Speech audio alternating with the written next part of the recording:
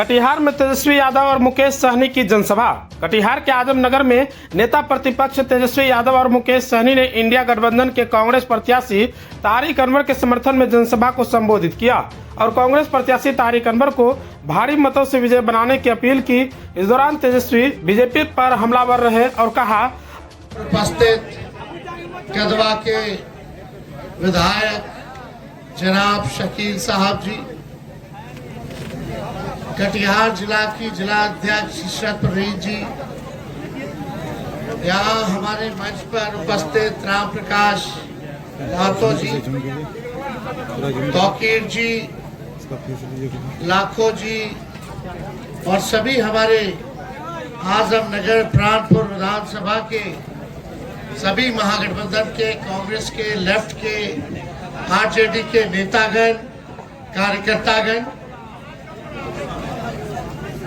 आप सभी लोग यहाँ आजमनगर से सभी मतदाता हमारे भाई, आप सब लोगों को हम आदाब, प्रणाम और सलाम करते हैं।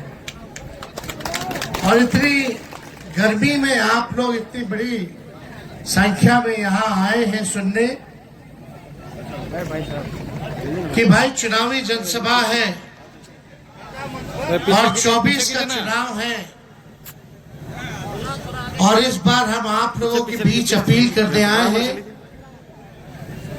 कि मैडम सोनिया गांधी जी ने, राहुल गांधी जी ने, लालू जी ने तारिक साहब को यहाँ प्रत्याशी बनाया है और आप सब लोगों से यही अपील है कि एक एक वोट जो है तारिक साहब को पंजे के निशान पर, हाथ के निशान पर वोट दे करके विजय बनाने का काम करें।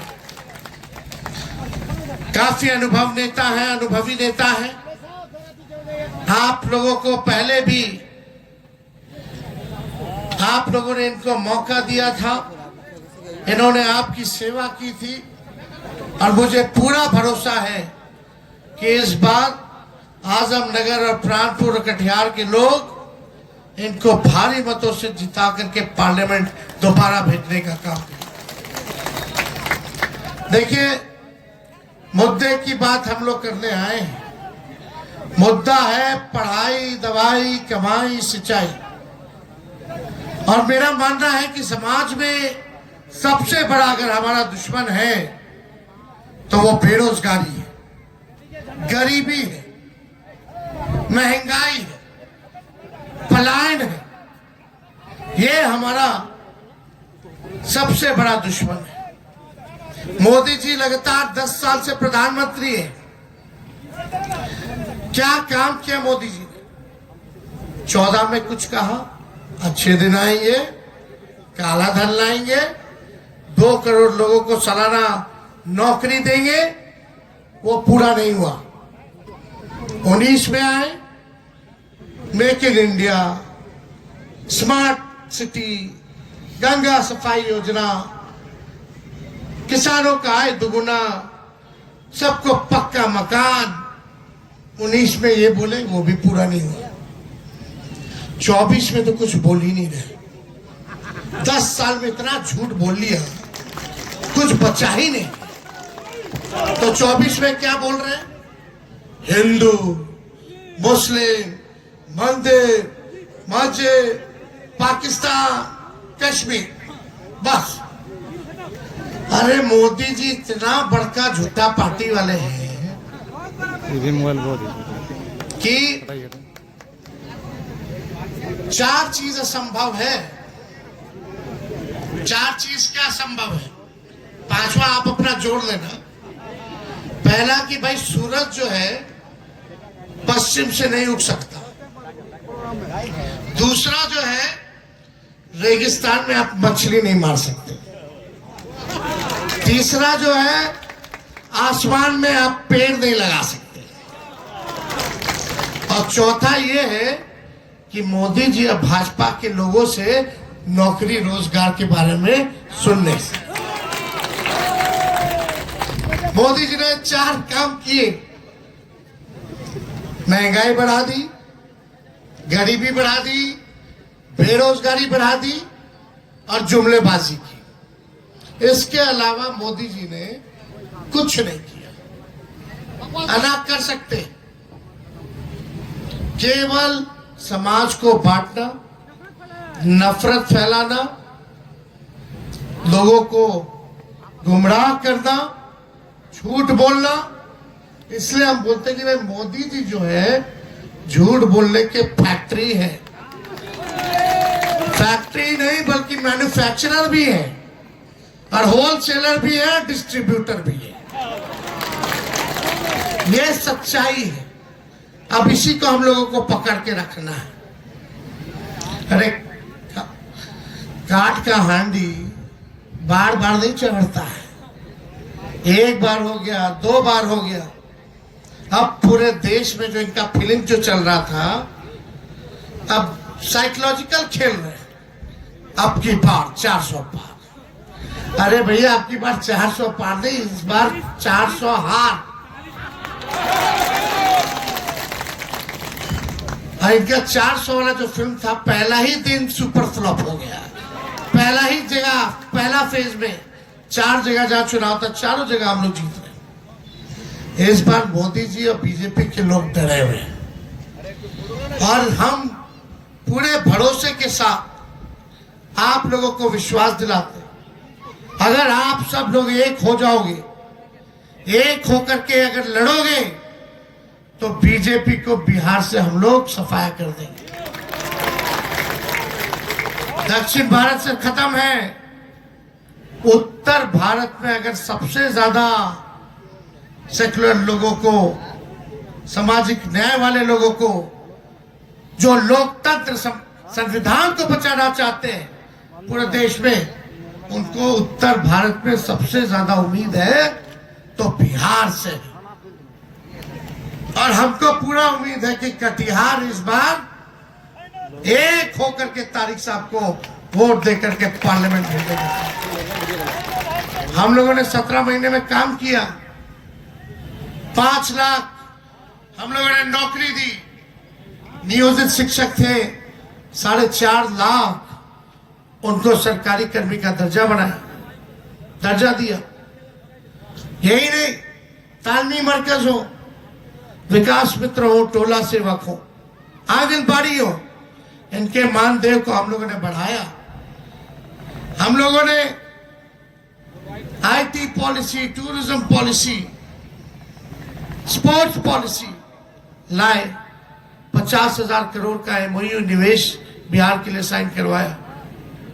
इंफ्रास्ट्रक्चर के क्षेत्र में काम किया। हम 20 में बोलते थे एक मौका मिलेगा तो 10 लाख लोगों को सरकारी नौकरी देंगे, लेकिन बीजेपी को भगाए हम लोग। चाचा जी आए, उनको फिर से हम बना दिए। जब माफी मांगे तो भगाना था बीजेपी को। आरजेडी सबसे बड़ी पार्टी थी, एक बार नहीं 2 बार बनाए, लेकिन चाचा जी पलट जाते हैं बार बार। अब देखिए, हम ही लोग ना घूम घूम करके पूरे देश भर में इंडिया अलायंस बनवाए। बिहार से शुरुआत हुई कि नहीं हुई? हम लोग देश भर के हर नेता के साथ मिले, इंडिया गठबंधन बनाया।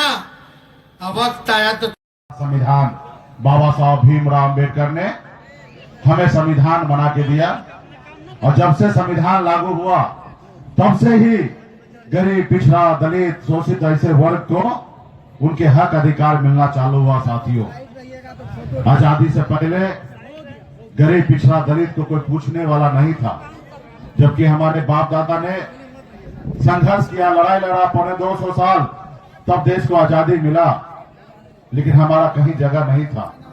लेकिन जगह हमको तब मिला जब हमें संविधान बाबा साहब भीमराव अम्बेडकर ने बना के दिया। संविधान से पहले तो हमसे बेहतर तो जानवर हुआ करता था।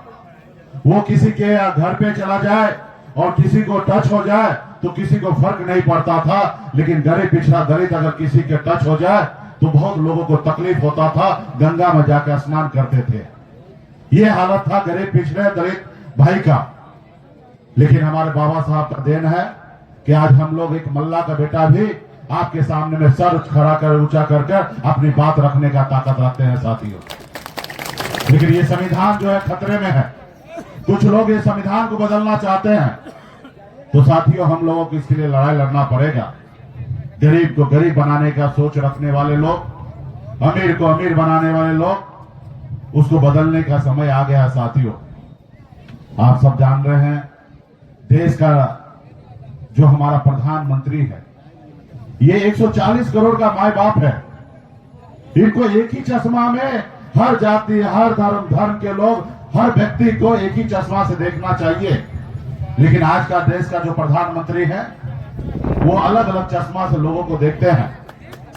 दलित को अलग चश्मा से देखते हैं, पिछड़ा को अलग चश्मा से देखते हैं, हमारे अल्पसंख्यक भाई है उनको अलग चश्मा से देखते हैं, बाबू साहब है तो उसको अलग चश्मा से देखते हैं। लेकिन बताइए, देश का राजा अगर ऐसा हो तो कैसा हमारा देश चलेगा भाई? देश के राजा के लिए तो उनके जितने भी प्रजा है सब उनके लिए है। इसलिए साथियों, ये जो देश का राजा है, देश का प्रधानमंत्री, ये गरीब पिछड़ा का नहीं है, ये किसी को अच्छा नहीं देखना चाहता है। आपने देखा मुझे, मैं ऐसे घर में जन्म लिया, बहुत गरीबी था। अगर एक रोज पिताजी मछली ना मारे तो दूसरे रोज घर पे खाना नहीं बनता। ऐसे गरीब घर में मैं जन्म लिया। लेकिन मैं 18 साल की उम्र में गरीबी से लड़ते लड़ते मुंबई जैसे शहर चला गया। वहां गया, मेहनत किया, मजदूरी किया। मात्र 900 जनता से करे, वो जनता का वादा पूरा करे, नहीं तो जनता के पास पूरा अधिकार होगा उसको 5 साल में बदलने का। साथियों, 5 साल में बदलने का। लेकिन एक बार आपने वोट दिया, बनाया, दूसरी बार आपने कहा एक बार और देख लेते हैं, और दूसरी बार भी आपने बना दिया। अब तीसरी बार गलती नहीं कीजिए साथियों, तीसरी बार गलती नहीं कीजिए। ये मोदी जी है, 75 साल की उम्र के बाद अभी भी देश के लोगों से मौका मांग रहा है, हमारे युवा भाई से मौका मांग रहा है कि हमको एक बार और मौका दो, तीसरी बार हमको प्रधानमंत्री बनने के लिए। और इन्होंने एक अग्निवीर योजना लाया था, जिसमें 18 साल में आइए और 22 साल में रिटायर हो जाइए। यानी कि शादी से पहले आपको मूछ ना आए, उससे पहले रिटायर हो जाइए। वो सेना में बहाली जहां पे सरहद पे हमारे भाई जाता है भारत माता की रक्षा करने के लिए, सीना पे गोली खाने के लिए जाता है, उनको कॉन्ट्रैक्ट पे 4 साल का बहाली करा रहे हैं। और खुद 75 साल की उम्र में मौका चाहिए साथियों। तो ये साथियों, ये आपका सरकार नहीं है, ये बड़े लोगों का सरकार है, इसको बदलना है। हम लोग लालू प्रसाद यादव जी के विचारधारा वाले लोग हैं। हम अपने समाज के लिए, गरीब के लिए, पिछड़ा के लिए, दलित के लिए, अल्पसंख्यक के लिए, सभी लोगों के लिए, हक अधिकार के लिए लड़ाई लड़ने के लिए मैदान में उतरे हैं साथियों। तो तमाम जितने भी यहाँ पे नेतागण है, जितने भी यहाँ पे युवा साथी, सभी को बहुत बहुत धन्यवाद। हमारे अभिभावक बड़े भाई तारिक साहब यहाँ पे आपका चुनाव लड़ रहे हैं, कांग्रेस पार्टी के प्रत्याशी है, हाथ छाप इनका चुनाव चिन्ह है। आप लोग मजबूती से सोचिए, विचार करके, और हमारे तारिक भाई को भारी मतों से विजय बनाइए। आपका क्षेत्र में विकास होगा, हमारा दिल्ली में सरकार होगा, गरीब का हर हक अधिकार देने वाला सरकार होगा। बहुत बहुत धन्यवाद देता हूँ सभी तमाम साथी को, बहुत बहुत धन्यवाद।